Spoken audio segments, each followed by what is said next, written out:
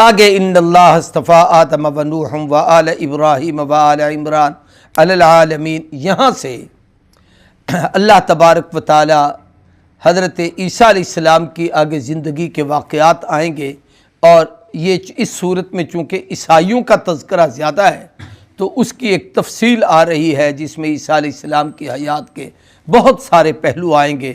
ان میں سب سے پہلی چیز یہ کہ اللہ نے نبیوں کو چنا ہے، ان میں چند پیغمبروں کا نام لے کر ذکر فرمایا۔ ان اللہ اصطفیٰ آدم، پوری انسانیت کے پہلے نبی، اول الناس، پہلا انسان، پہلا نبی تھا حضرت آدم علیہ السلام۔ بعض علماء نے کہا یہ تکوینی نبی تھے کہ زمین پر آئے، زمین پہ ہل چلانا، کاشتکاری کرنا اور اس نظام کا بچوں کو سمجھانا۔ ساتھ ہی یہ کہ اس وقت کفر و شرک کا کوئی تصور نہیں تھا، باپ بیٹے تھے، تو یہ حضرت آدم علیہ السلام نے ان کو جو اللہ کا دین ان کے ذمے آیا وہ اپنی اولاد کو سمجھایا۔ اس میں پہل ہوئی تھی جس وقت حابیل اور قابیل کی لڑائی ہوئی اور قابیل نے حابیل کو قتل کیا، تو اس کے بعد پھر یہ فتنے، فساد، حسد، بغض، کینہ، پھر آگے بڑھ کر شرک نوح علیہ السلام کے زمانے میں یہ بیماریاں شروع ہوئیں، پھر ان بیماریوں کے علاج کے لیے انبیاء علیہ السلام، تو جن کو اللہ نے چنا ان میں سب سے پہلے آدم علیہ السلام۔ پھر آدم علیہ السلام کی اولاد میں آگے چل کر ایک عظیم نبی جس نے تقریباً 1300 سے 1400 سال عمر پائی ہے نوح علیہ السلام نے، جن میں سے 50 سال پہلے ہیں اعلان نبوت کے بعد 950 سال تبلیغ کا زمانہ ہے۔ پھر طوفان نوح آیا ہے 6 مہینے، طوفان نوح کے بعد پھر نوح علیہ السلام ایک عرصے تک زندہ رہے، تقریباً 300 سال، اس میں ان کی اولاد بھی بڑھی، اس لیے نوح علیہ السلام کو آدم ثانی بھی کہا جاتا ہے کہ طوفان نوح میں روئے زمین پہ پانی پھیلا تھا، جتنے لوگ تھے سوائے کشتی والوں کے باقی سب کے سب ختم ہو گئے تھے۔ تو اللہ نے نوح کو چنا، آل ابراہیم، ابراہیم کی اولاد کو چنا۔ ابراہیم علیہ السلام کی اولاد میں 2 بیٹے ان کے نبی تھے، اسحاق اور یعقوب۔ 3 بیٹے اور تھے، ایک کا نام قیدار تھا، ایک کا نام مدین تھا، ایک کا نام مدائن تھا۔ یہ مدین، مدائن شہروں کے نام ہیں، یہ وہ شخصیات کے نام پر ہیں، جیسے فیصل آباد شاہ فیصل کے نام پر ہے، یا کسی اور علاقے کا آپ نام لیں گے تو وہ اس کی نسبت سے ہوگا۔ یہ بہاولپور نواب بہاول خان کے نام پر ہے۔ اسی طریقے سے اور بھی شخصیات کے نام پر شہر بنتے ہیں۔ وہ جو 3 بیٹے تھے وہ نیک صالح تھے، ان 5 کی اولاد آگے چلی ہے، آل ابراہیم قرآن نے کہا۔ آگے فرمایا با آل عمران، عمران کی اولاد۔ عمران 2 گزرے ہیں، ایک موسیٰ علیہ السلام کے والد تھے، ان کا نام بھی جناب عمران تھا، حضرت عمران۔ ان کے بیٹے موسیٰ اور ہارون تھے، حضرت ہارون بڑے تھے، موسیٰ علیہ السلام چھوٹے تھے۔ پھر ایک عرصے کے بعد ایک اور عمران آئے ہیں، یہ جو سیدہ مریم کے والد تھے، مریم ابنت عمران آگے آ رہا ہے۔ تو اس عمران سے مراد کون ہیں؟ بعض علماء نے کہا دونوں مقصود ہیں، کیونکہ وہ بھی نبی، ان کی اولاد بھی انبیاء تھی، اور پھر حضرت موسیٰ علیہ السلام کی اولاد میں آگے چل کر عیسیٰ علیہ السلام تک تقریباً 4000 نبی آئے ہیں۔ تو وہ سارے کے سارے ان کی اولادوں میں ہارون علیہ السلام کی اولاد، موسیٰ علیہ السلام کی اولاد، حضرت یوشع بن نون آگے نبی بنے، پھر آگے اور کئی لوگ آئے، تو یہ سب کے سب اس آل عمران میں شامل ہیں۔ اور بعد نے کہا نہیں، یہ عیسیٰ علیہ السلام کے جو یعنی حضرت مریم کے والد تھے جناب عمران، اس سے مراد وہ ہیں، تو پھر اس سے مراد حضرت عیسیٰ علیہ السلام ہیں، اور پھر اس سے مراد آگے چلیں تو عیسیٰ علیہ السلام قرب قیامت میں واپس تشریف لائیں گے، قبیلہ بنو ازد میں ان کا نکاح ہوگا عرب کی ایک خاتون کے ساتھ، اور پھر اس سے اللہ ان کو 2 بیٹے دیں گے، ایک کا نام وہ موسیٰ رکھیں گے، ایک کا نام محمد رکھیں گے۔ تو یعنی اس وقت تک ان کی نسل یوں چلے گی، یہ ان کے لیے یہ بھی ایک رحمت اور برکت کا ماحول ہے کہ آل عمران کو اللہ نے انتخاب کیا علی العالمین، جہان والوں پر۔ جہان والوں سے مراد ہے جو نبی جس دور میں آیا، جب نبی آتا ہے اس وقت وہ اس پوری قوم میں سب سے افضل ہوتا ہے، یعنی اس وقت جتنے جہان کے لوگ ہوتے ہیں ان میں ان کو فضیلت ہوتی ہے۔ اور جب حضور آئے ہیں تو اب حضور صلی اللہ علیہ وسلم چونکہ رحمت للعالمین، آپ کے لیے بھی وہی لفظ عالمین ہے، تو اب آپ کا زمانہ رہتی دنیا تک ہے، قیامت تک ہے، اور پھر آپ کی نبوت جناب آدم سے بھی پہلے عالم میثاق سے شروع ہوئی ہے کہ وَإِذْ أَخَذَ اللَّهُ مِيثَاقَ النَّبِيِّينَ میں جو اللہ نے سوال کیا تھا الست بربکم، اس کا پہلا جواب نبی کریم صلی اللہ علیہ وسلم نے دیا تھا۔ تو اس وقت سے قیامت تک آپ کی نبوت و رسالت کا زمانہ ہے، تو اس لیے آپ کا جو انتخاب ہے اللہ کی طرف سے وہ اس سارے زمانے پر ہے کہ آپ سب سے اعلیٰ ہیں۔ تو اللہ تبارک و تعالیٰ نے آگے اس اولاد کا تذکرہ کیا، فرمایا ذریۃ بعضھا من بعض، یہ سارے نبی ایک دوسرے کی اولاد میں آئے ہیں۔ مثال کے طور پر جناب عمران ابراہیم کی اولاد میں آئے ہیں، ابراہیم نوح کی اولاد میں آئے ہیں، جناب نوح آدم علیہ السلام کی اولاد میں آئے ہیں۔ واللہ سمیع علیم، اللہ سننے والے جاننے والے۔ اب آگے ایک مکالمہ آ رہا ہے جہاں سے جناب سیدنا عیسیٰ علیہ السلام کی زندگی کے کچھ پہلو سامنے آئیں گے۔ وہ یہ ہے کہ یہ حضرت عمران جو تھے یہ بیت المقدس کے امام، خطیب اور عالم تھے۔ ان کا ایک بیٹا تھا، یہ عمران وہ ہے جو حضرت مریم کا والد ہے۔ اس بیٹے کا نام ہارون تھا۔ جوان ہوا لیکن وہ فوت ہو گیا، ان کو اس کا بڑا صدمہ تھا۔ تو اس کے بعد بہت پریشان تھے، اللہ کی قدرت ان کی بیوی کو حمل ہو گیا۔ ان کی بیوی کا نام تھا بی بی حنہ، یہاں نیچے نام لکھا ہوا ہے، حضرت حنہ کا مکالمہ۔ تو اس خاتون نے اللہ کے حضور ایک دعا مانگی، منت مانگی کہ اے اللہ جو کچھ میرے پیٹ میں ہے میں اسے کعبے کے لیے وقف کروں گی، بیت اللہ کی خدمت کرے گی۔ اس لیے نیک تمنا کرنا کہ اللہ مجھے اولاد دے، عالم بناؤں گا، اولاد دے میں قاری بناؤں گا، حافظ بناؤں گا، دین کی دعوت کے لیے اسے وقف کروں گا، اللہ کے راستے میں اسے بھیجوں گا۔ تو یہ نیک تمنا انبیاء علیہ السلام کی رہی اور اہل اللہ کی رہی۔ تو بی بی نے یہ ایک تمنا کی، کہا کہ اللہ انی نظر تو لاکا، میں تیرے لیے منت مار رہی ہوں، معافی بطنی جو میرے پیٹ میں ہے، محرران میں اس کو آزاد کر دوں گی، بیت المقدس میں چھوڑ دوں گی تاکہ یہ وہاں دین کی خدمت کرے، اپنے ذاتی کام میں اس بچے کو نہیں لگاؤں گی۔ فتقبل منی، اے اللہ میری اس دعا کو قبول کر، انکا انت السمیع العلیم، تو سننے والا جاننے والا ہے۔ اب جب حضرت بی بی حنہ کو اللہ نے بچہ دیا تو وہ جو بچہ پیدا ہوا وہ بچہ کیا تھا؟ وہ تو بچی تھی حضرت مریم۔ فلما وضعتھا، جب حضرت مریم کی ولادت ہوئی، یعنی اس بی بی حنہ کو بچی پیدا ہوئی، قالت رب انی وضعتھا انثی، اے اللہ میں نے تو یہ عورت جنی ہے، یعنی مؤنثہ بچی ہے، یہ تو میں بچی جنم دے بیٹھی، میں نے تو میرے ذہن میں تو تھا بیٹا ہوگا۔ واللہ عالم، اللہ خوب جانتے ہیں، بما وضعت کہ کیا جنا ہے، ولیس الذکر کالانثی، اور نہیں ہے ہر مرد ہر عورت کی طرح۔ یوں تو ٹھیک ہے کہ الرجال قوامون علی النساء، مردوں کو عورتوں پر حاکمیت ہے، لیکن عبادت کے لحاظ سے، اعمال کے لحاظ سے، تقوی کے لحاظ سے، اللہ کے قرب کے لحاظ سے کچھ ایسی عورتیں بھی ہیں جن کا مرد بھی مقابلہ نہیں کر سکتے۔ فتقبلها ربها، پھر اللہ تبارک و تعالیٰ نے اس مریم کو مقبولیت عطا فرمائی، اپنا قرب عطا کیا۔ بقبول حسن، اچھے طریقے سے اللہ نے اسے قبول کیا۔ وانبتها نباتا، اور اللہ نے اس کی پرورش کی، حسنا اچھے طریقے سے۔ وکفلها زکریا، اور جناب زکریا کی کفالت میں اسے دے دیا۔ اس کا تفصیل آگے آئے گی۔ خلاصہ یہاں یہ ہے کہ جس وقت وہ بچہ جنم دے بیٹھی، چونکہ منت مانی ہوئی تھی، اب وہ بچہ ہی لے کر بیت المقدس چلی گئی۔ یہ جو حضرت زکریا تھے یہ وہاں کعبۃ اللہ کے بیت المقدس کے خدمت گزار تھے، اللہ کے برگزیدہ نبی تھے، اور ان کی جو بی بی تھی اس کا نام بی بی رحمت تھا، وہ اس بی بی حنہ کی بہن تھی۔ اب یہ تھا کہ انہوں نے لے جا کر بیت المقدس میں بچی دے دی کہ بھئی میں تو وقف کرنے آئی ہوں، اس لیے کہ میں نے منت یہ مانی تھی۔ اب جب وہاں دے دی تو وہاں پر کہتے ہیں 29 آدمی بیت المقدس کی خدمت پر اس وقت معمور تھے۔ کوئی امامت کراتا ہوگا، کوئی مؤذن ہوگا، کوئی خاتم ہوگا، کوئی آنے والے مہمانوں کو سنبھالتا ہوگا، کوئی ضیافت کرتا ہوگا، یعنی مختلف کام۔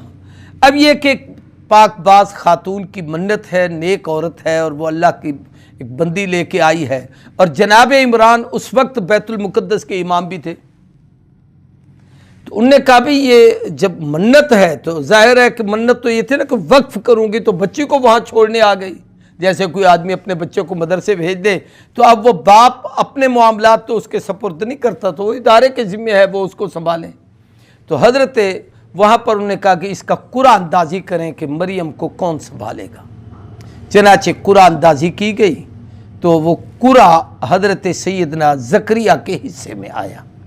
کہتے ہیں وہ قرآن یہ تھا کہ چلتے ہوئے نہر میں اپنی اپنی قلمیں جس سے لکھتے ہو ان کو ڈالو، اگر کسی کی قلم جاتی ہوئی رک گئی تو جس کی رک جائے گی اس کے حصے میں مریم آئے گی۔ ایک روایت یہ بھی ہے کہ جس کی قلم پانی کے الٹی رخ پہ چل پڑے اس کے حصے میں آئے گی، تو ان کی قلم وہاں رک گئی۔ یہ ایک اللہ کی طرف سے تھا، یا اس کو بی بی کی آپ کرامت کہہ لیں، یا پیغمبر کا ایک معجزہ کہہ لیں، بہرحال خدا کا حکم تھا، انہوں نے آپس میں ایسے کیا۔ ہمارے بزرگ تھے مولانا غلام مصطفیٰ صاحب رحمۃ اللہ علیہ، جو اس ادارے کے بانی تھے، انہوں نے پھر یہ مسجد اور یہ جگہ جماعت والوں کو دی تھی، تو پھر یہ ایک عرصے تک پرانا مرکز رہا۔ پھر ان کی وفات کے بعد حاجی صاحب رحمہ اللہ کے سامنے یہ معاملہ پیش ہوا، تو انہوں نے میرے متعلق فرمایا کہ مسجد مدرسہ ان کے حوالے کر دو۔ تو وہ ہمارے بزرگ بڑے عامل تھے، حتیٰ کہ ہمارے دین پور شریف حضرت درخواستی، ان لوگوں کے گھروں میں بھی اس قسم کی کوئی تکلیف ہوتی تو وہ ان کے پاس بھیجتے تھے آدمیوں کو۔ تو وہ 3 تعویذ لکھتے تھے، مجھے کوئی پتہ نہیں وہ تعویذ کیا تھے، ہمارا بچپنا تھا، انہوں نے ہمیں سکھائے نہیں، ہمارے اندر وہ صلاحیت نہیں تھی کہ ہم ان سے پوچھ سکیں، تو وہ ایک چیز رہ گئی۔ وہ بالکل الٹرا ساؤنڈ ہوتا تھا، یعنی پورا عکس ہوتا تھا، اس میں 3 تعویذ ہوتے تھے۔ ایک تعویذ سے جو تینوں پانی چلتے ہوئے نہر میں دائیں ہاتھ میں لے کر وہ آدمی پھینکتا، ان میں سے چلتے ہوئے ایک رک جاتا، جو رک گیا اسے اٹھا کر دیکھتے کہ یہ کون سا رکا ہے۔ ایک تعویذ ان میں ایسا تھا جس سے پتہ چلتا تھا کہ اس کو جن ہے، دوسرا یہ تھا کہ اس سے پتہ چلتا تھا کہ اس پر جادو ہے، تیسرے سے پتہ چلتا تھا کہ اس پر کسی قسم کا کوئی سایہ ہے، جنات اس پر مسلط تو نہیں لیکن اپنا عکس ڈال رہے ہیں۔ اور اگر تینوں چلے جائیں تو سمجھ لو یہ عوامی عام بیماری ہے، بخار ہے، سر درد ہے، نزلہ زکام ہے، اس وجہ سے اس کو تکلیف ہوئی ہے، اس کی وجہ سے اس کو چکر آ رہے ہیں، اس کی وجہ سے طبیعت ناساز ہے، اس کو ان میں سے کچھ نہیں۔ ورنہ کسی کو تھوڑا سا ہو تو فوراً بھاگتے ہیں مولوی صاحب کو علاج کر دو جی، اس کو کیا تکلیف ہے۔ تو بہرحال یہ ایک ان کا ایکسرا ہوتا تھا، وہ کرتے تھے ہمارے مولانا رحمۃ اللہ علیہ۔ تو حضرت زکریا علیہ السلام کے حصے میں آیا، تو حضرت زکریا علیہ السلام نے اس کو اپنے پاس ٹھہرایا، اس بچی کی کفالت کی۔ یہ جو اللہ فرما رہے ہیں نا کہ وَأَنبَتَهَا نَبَاتًا حَسَنًا، خوب اچھے طریقے سے اللہ نے اس کی پرورش کی۔ کہتے ہیں ایک دن میں وہ بچی اتنی صحت مند اور تندرست شام تک ہوتی تھی جیسے 20 دن کا بچہ ہو، 2 دن میں ایسے ہو گئی جس طریقے سے 1 مہینے کی بچی ہو، 4 دن میں ایسے ہو گئی جیسے 2 مہینے کی۔ تو بی بی مریم اس طریقے سے اللہ نے اس کو مقبولیت بھی عطا کی اور پھر اس کو اس کی پرورش بھی کی۔ اب یہ حضرت زکریا کی کفالت میں آ گئی۔ کلما دخل علیہا زکریا المحراب، یہاں ایک واقعہ پیش آیا۔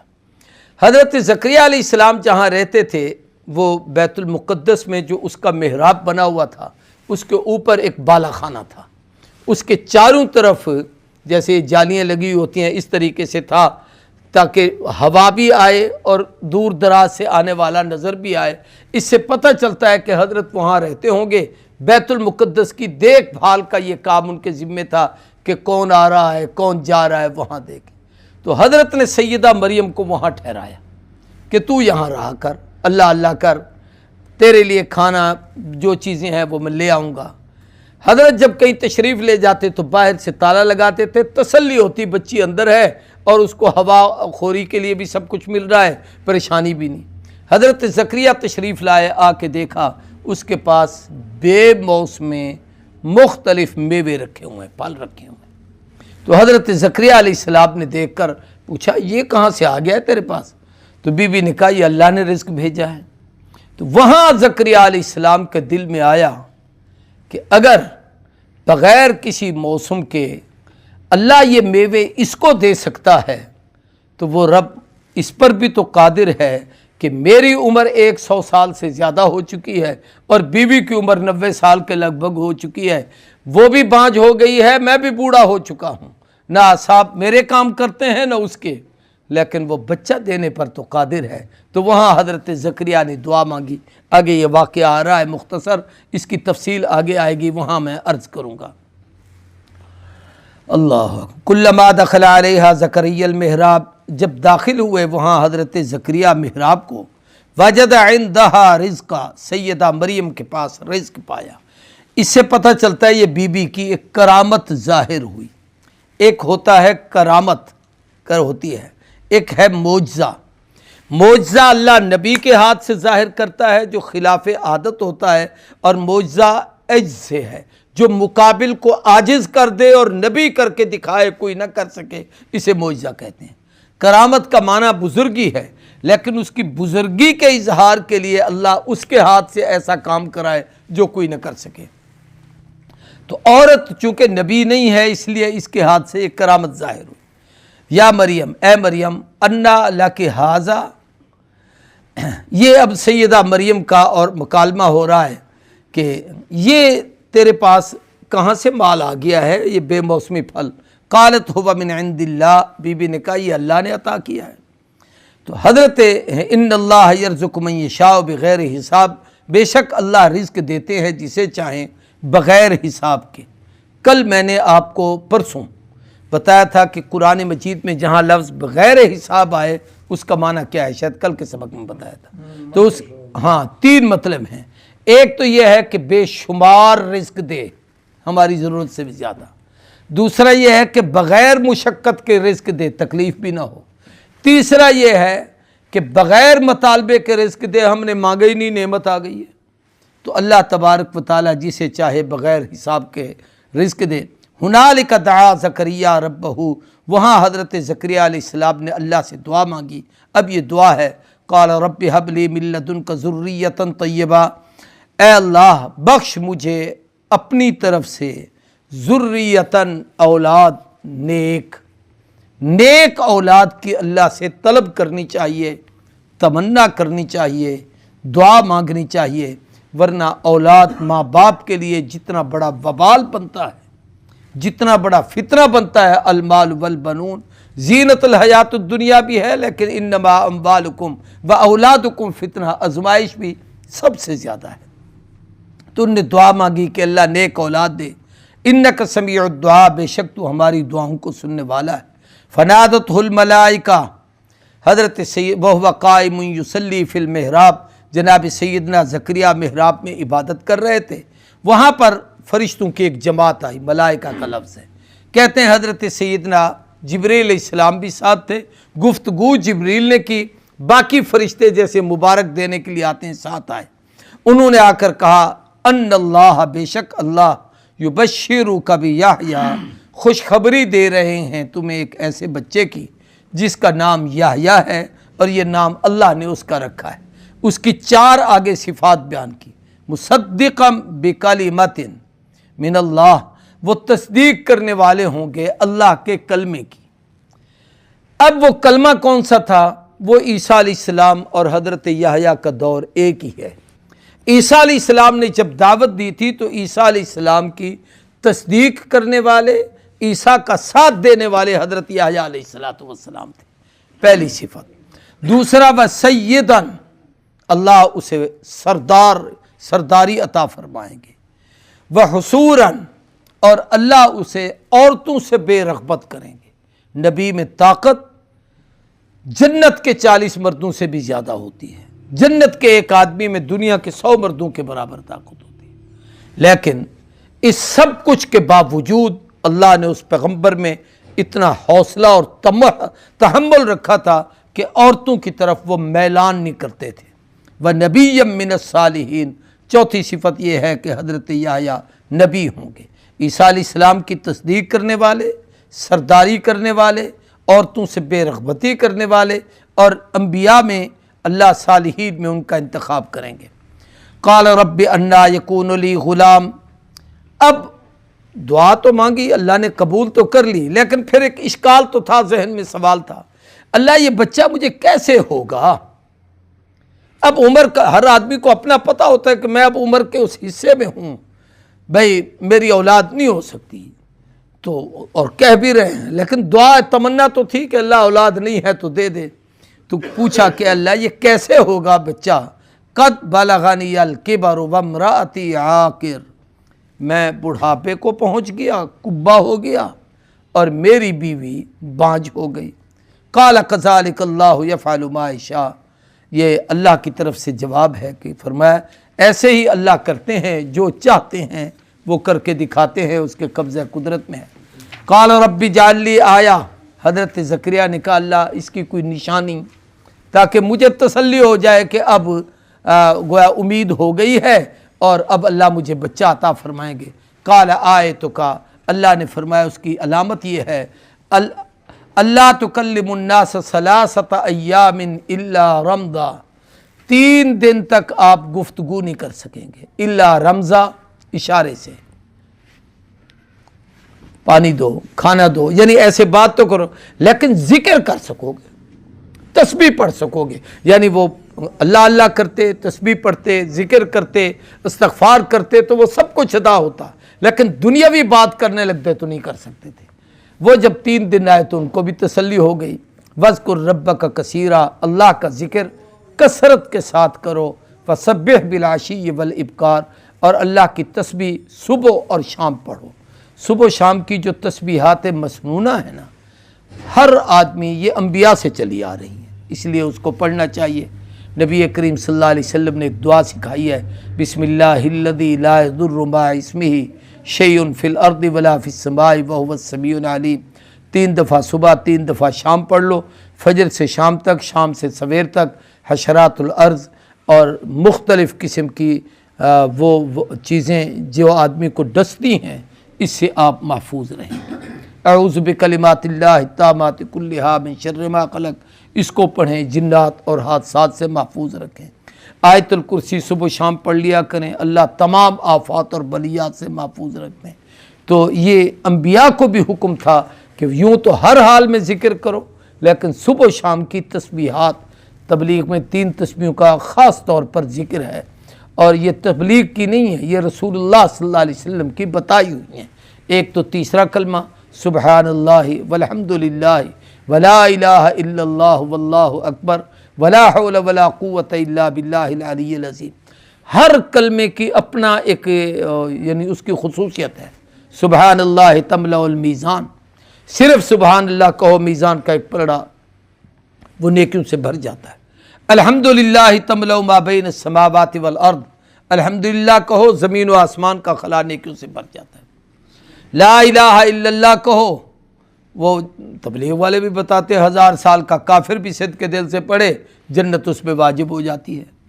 اور پھر اسی طریقے سے اللہ اکبر کہو، یہ اللہ کی تکبیر ہے، اللہ اس پر خوش ہوتا ہے۔ لا حول ولا قوت پڑھو، یہ عرش کے خزانوں میں سے خزانہ ہے۔ دوسری تسبیح استغفار کی، جو آتا ہو، بہتر یہ ہے کہ رب کے نام کا استغفار پڑھا کرو، چونکہ قرآن میں استغفار کے لیے ہے فَقُلْتُ اسْتَغْفِرُوا رَبَّكُمْ، رب کے نام کا استغفار، اس لیے استغفر اللہ ربی من کل ذنب واتوب الیہ۔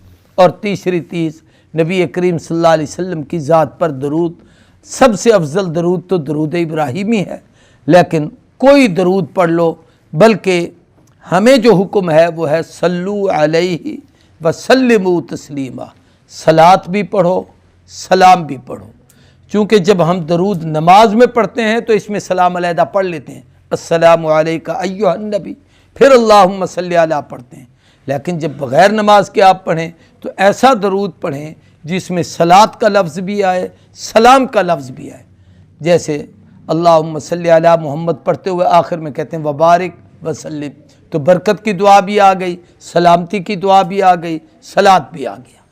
تو اللہ تبارک و تعالی عمل کی توفیق عطا۔ الحمدللہ رب العالمین والصلاۃ والسلام علی اشرف